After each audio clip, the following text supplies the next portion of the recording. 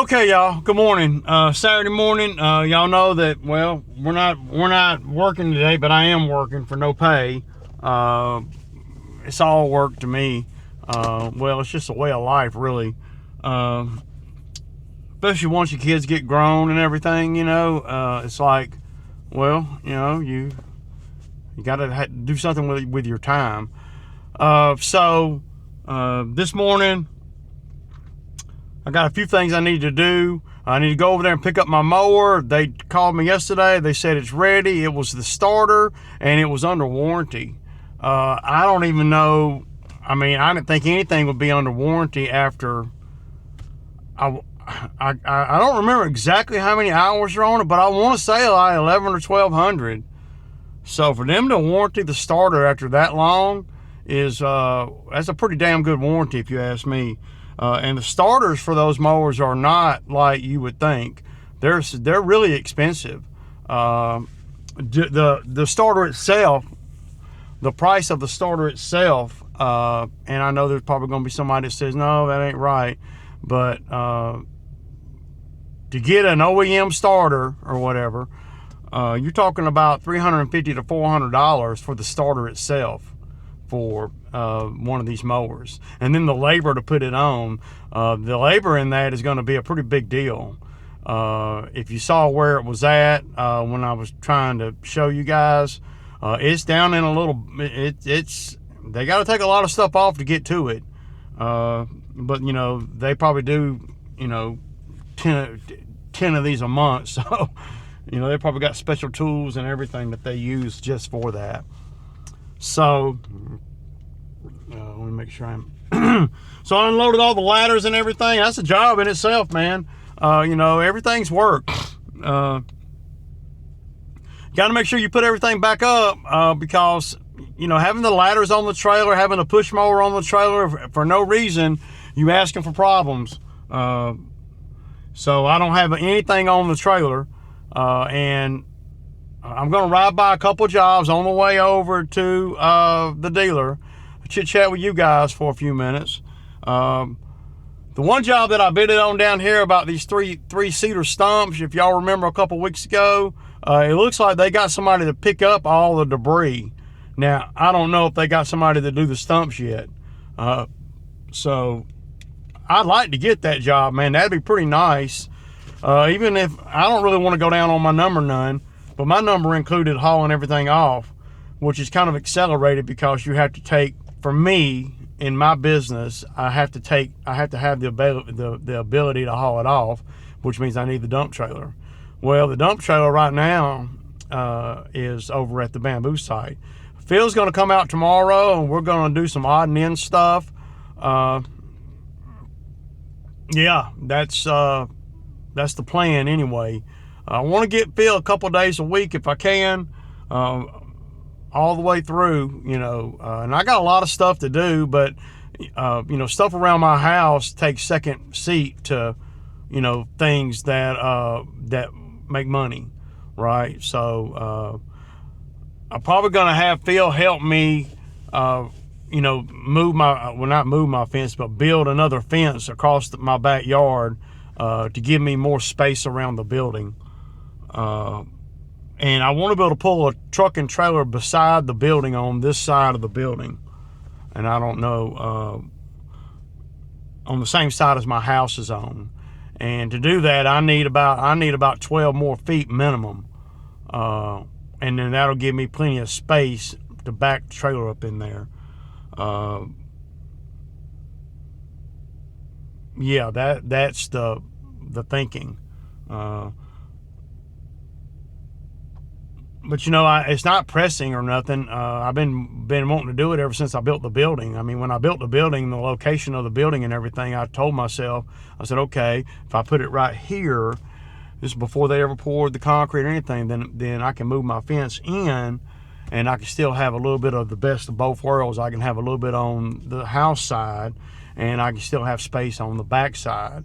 If I'd have put the building more that way, then I would have had to bring in some dirt because it drops. So I wanted to get the building up, and then I could go behind and like where the shipping container is, it drops right there. But I got the shipping container up on, on a, a redneck foundation, if you will. So, and right now there's not a lot in the shipping container. My man lift, I've seen that storing the man lift in the shipping container is not a good thing.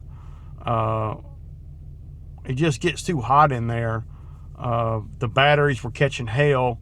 Now through the winter, I might stick it back in there, but there's gonna come a point in time where if I'm not using a man lift, I'll sell it. I don't like selling equipment though. Once I get through the sacrifice of buying the equipment and then making money with it and then having it on standby. But as soon as I sell that man lift, somebody gonna call me with a bunch of tree trimming work. I could trim trees and do a lot of cool things with the man lift without, but the older I get, the less I really want to do man lift work, because people don't really want to pay what you really need to make. Now, and my man lift is not one, I guess you could use it in Christmas light stuff if you wanted to, but they got a lot more efficient ones for that kind of thing. Yeah, you just about need one, and if I ever bought another man lift, I would buy one that has its own traction, like to where it's not dependent on me moving it around with a skid or a truck or whatever. The bad thing about the ones that you drive or that you can drive around from the platform, the bad thing about that is they're so heavy, stupid heavy. For a little bitty one, you're talking about a lot of weight. I don't know exactly how much, but when you go to rent a bigger one than I got, and it's got its own engine, it's its own thing, usually a rental yard will have to bring it to you and pick it up, because even me with a 14,000-pound trailer, you're lighting the ass on man lift machines.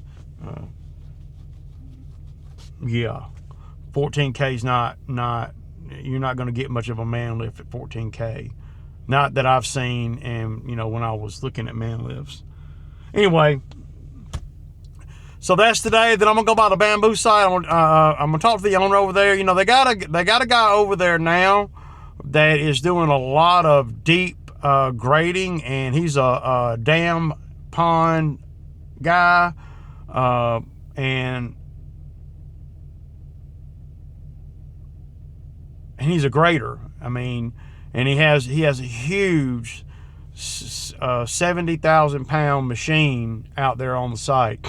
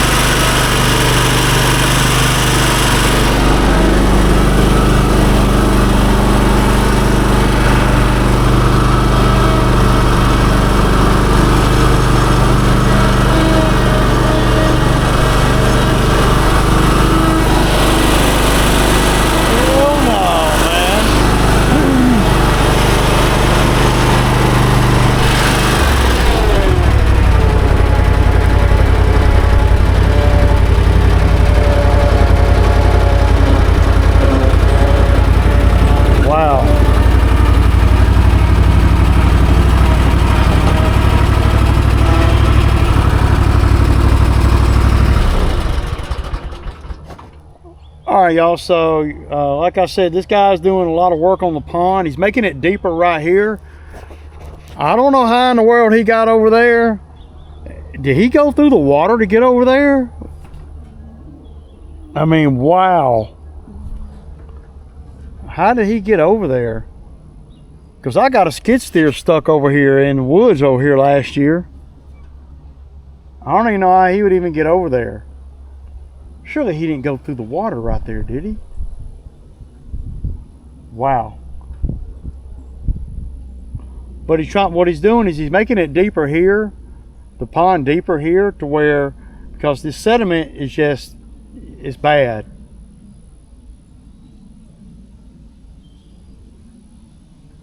This machine right here is freaking 70,000 pounds, y'all. That's like, you know, my skid don't even weigh 10. So 70,000 pounds for that. That is freaking just, dude, that is unbelievable. But, and you can see all the muck that he pulled out. You know, I'm just trying to figure out where in the world, how he got over there. Maybe he went through the woods there, but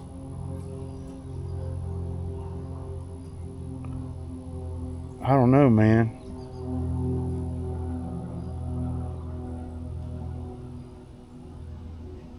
I mean, it seemed like you get in there and you just sink. But this thing right here is so big, man. That arm reached, man. He could probably, by the time he got in the water here, he could probably reach the other side with the bucket and just pull himself across there. I'd love to see that. I can't fly the drone over here because they want an authorization code. So I have to be on their Wi-Fi to get that. So I got to be on a network, a Wi-Fi network, in order to get the code. It's a pain in the butt. It used to not be like that, but it is now. Okay, y'all. So the mower is back up and running. Y'all see the starter every time.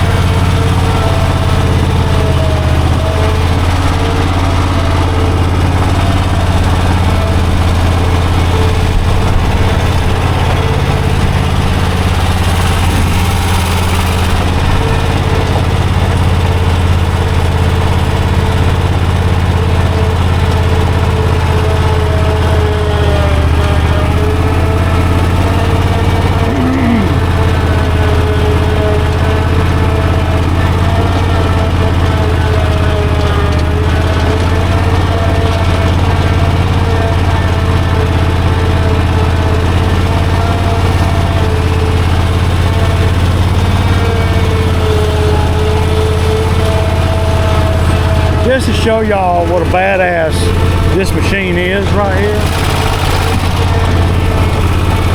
It came straight across this area right here. No bridge or nothing. Look, you can see he walked right across right here.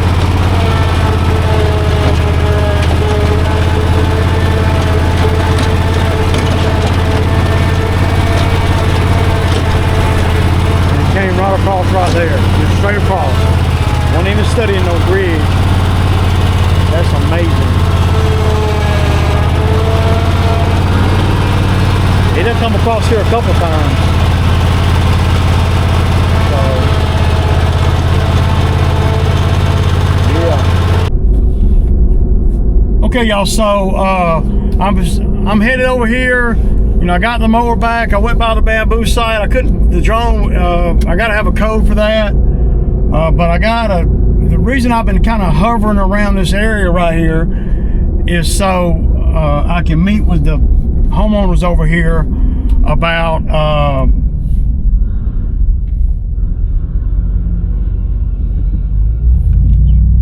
some tree trimming they want to do.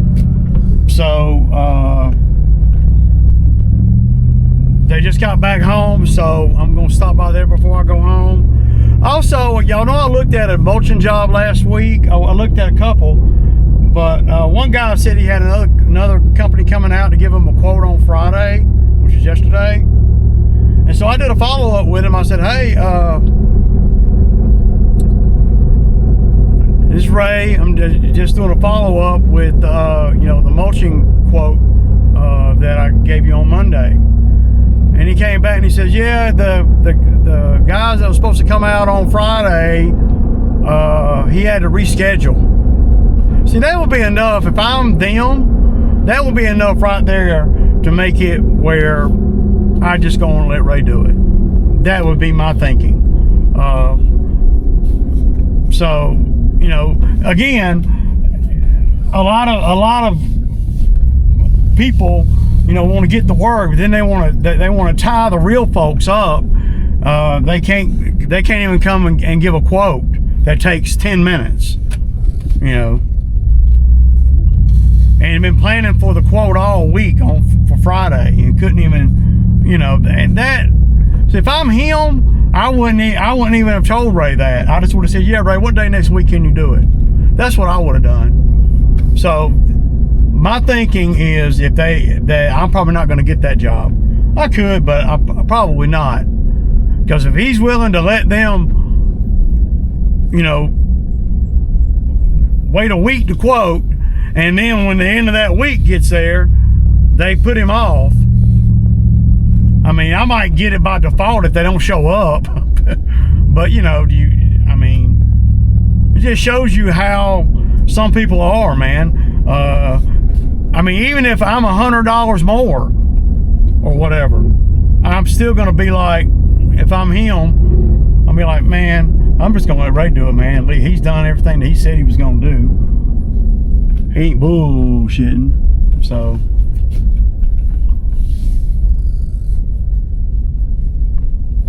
see, they got damn leaves down everywhere, man. So they're regular customers of mine, so we'll see if we can get some tree work out of them. I don't really know, but I'm probably not gonna get no video over here right now. We'll get video when I do the job. But can y'all believe that guy can get up? I mean, I just don't understand that, man.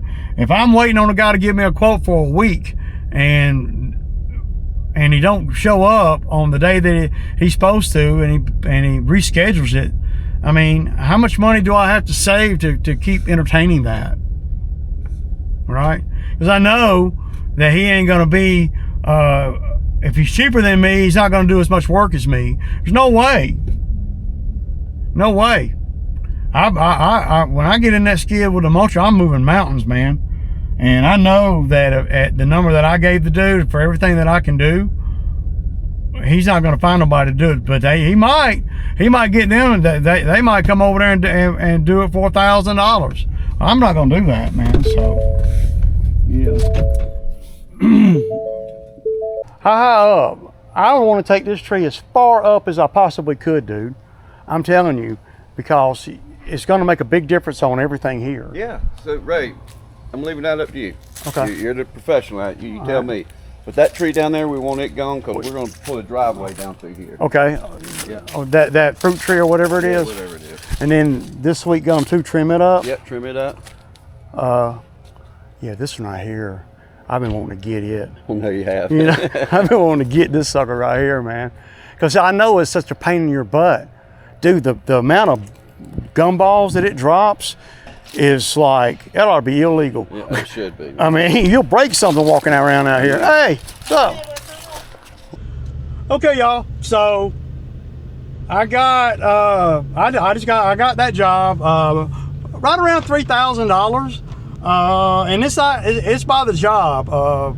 Y'all, if y'all remember, last year I did a lot of work for them too, and they're kind of just doing things yearly. And you know, so they're very well, they're good people, man, and they're very reasonable, and they're not, you know, they're like, yeah, Ray, do whatever you think, you know. And when you got customers that know you, and I talk about it all the time, you know, they trust your judgment. And if your customers in the lawn maintenance or whatever don't trust your judgment, then you're not going to get the big jobs. And you might not even be able to keep the little jobs, because your judgment, which means you got to know what the hell you're doing, and you got to have a vision, an eye that you have learned. It ain't that I have learned. It ain't that you are born with it. You got to have a vision that you have learned what looks good and what don't, and what is the best thing to do based on the time it takes, which directly reflects how much money it costs. So, you know, you got to have a good gauge of that if you're a guy like me. Not that I'm special or unique or anything like that. I'm just saying that you have to have an eye for things that you have developed over time. And then the more jobs like that you do, the more you know what to do. I can remember doing jobs like I just bidded on. I can remember doing jobs without any equipment, without anything. That's how come I got equipment that I got, is because I have learned over the years what equipment to buy to do that, to make that job easier. Because there was a time when I was on a freaking ladder trimming all of them trees. Obviously, I couldn't charge as much money, and obviously it would take me longer. Doesn't that sound like a crazy thing? I couldn't charge as much, I had to work harder, and it would take longer. When you got equipment, you can overcome all of that. Because you've learned, hopefully by the time you have the confidence to spend, you know, thousands of dollars on a man lift or a skid or whatever, you have learned what to buy. I mean, to me, it's like, at this point, it's like, I know exactly what to do. I know exactly what to do over there to make it neat. I don't have to, there's no thinking involved anymore. You know, especially on jobs that when I'm on the job over there, cutting their lawn. Yep, just cutting their lawn for the $100. I'm analyzing all this stuff. I'm paying attention to everything around me. And after last year, you know, I knew the vision they were looking for. We got that done, getting all those trees so you can see the pond. And now this year we're going to go in there and we're going to critique some of that stuff. I'm even going to fix a few things that I missed while I was there last year, i.e. a couple stumps where I didn't get the whole stump because I couldn't see. It's my fault. I'm not charging them for that, but I'm going to do it as a part of the $3,000 that I'm, you know, I'll do it while I'm there.